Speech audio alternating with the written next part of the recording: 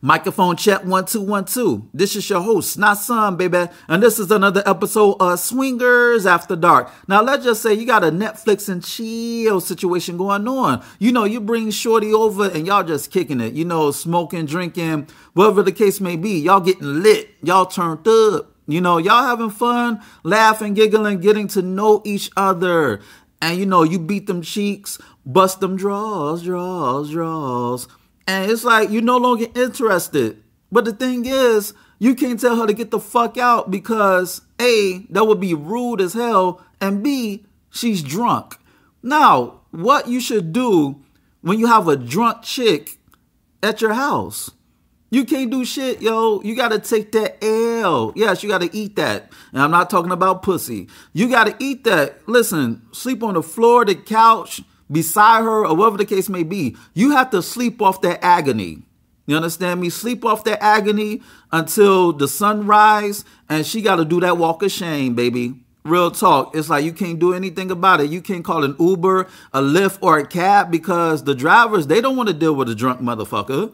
You feel me? And not for nothing, when somebody comes to your place, they're under your supervision. You know, they're your responsibility. You understand me? Yes, they're grown, they're of age, but at the same time, you know, you have to look out for them. It's no different from if I invite somebody to my neighborhood and they get robbed or whatever, something happens to them.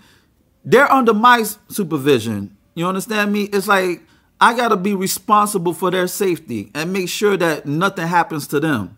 So it's the same thing when you invite somebody over. You have to cater to your guests. Even when they become annoying, obnoxious, irritating, or whatever the case may be, you should never let it get to the point where that person gets so twisted, so drunk, so fucked up to the point where they can't leave when you want them to leave. And that's like the con of having your own spot and inviting somebody over. Yes, it's good to invite somebody over to your place because you feel like you have the home court advantage. You're in control. But on the flip side of that, you can't tell that person to get the fuck out. You feel me? Because that person is too incapacitated to leave. You know, they don't know whether they coming or going. So it's like you got to take that L. You feel me? You know, you just got to sleep it off. So that's why, you know, it's like the roll of the dice when you invite somebody over.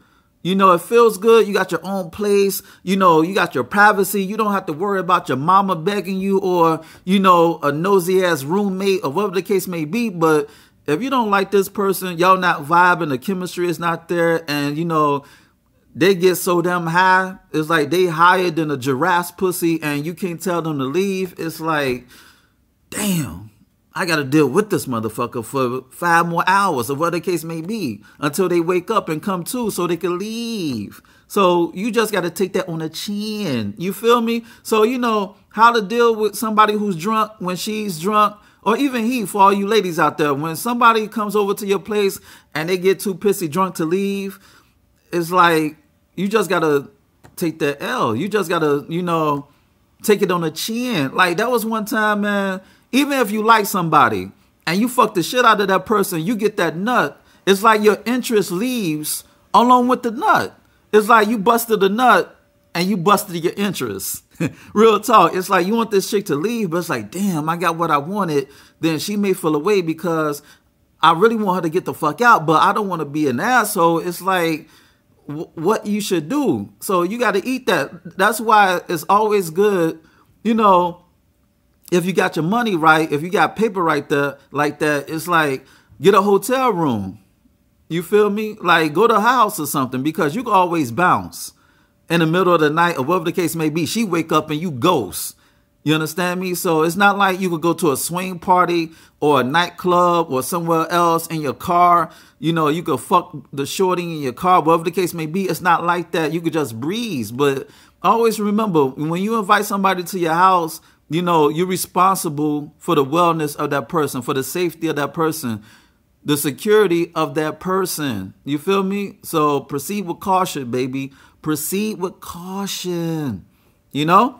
On that note, this has been another episode of Swingers After Dark, and this is your host, Nasan, baby. Check out my website at www.nasonblaze.com. That's www.nasonblaze.com. NAHSUNBLAZE.com, and check out my ebook, You, Me, Us, Them, The Swinging Manifesto. It's on Nook, Kindle, iBooks, Google Play. Check out my website at www.notsunblaze.com. That's www.nahsunblaze.com, and check out my ebook, You, Me, Us, Them, The Swinging Manifesto. It's on Nook, Kindle, iBooks, Google Play. Go get it. Shoot me an email at swingpodcast@gmail.com. That's swingpodcast@gmail.com. And hit me up with any questions and or concerns that you may have. Rate, share, subscribe, and comment on this podcast. Dig. And on that note, until next time, peace. And don't kiss them hoes in the mouth, baby.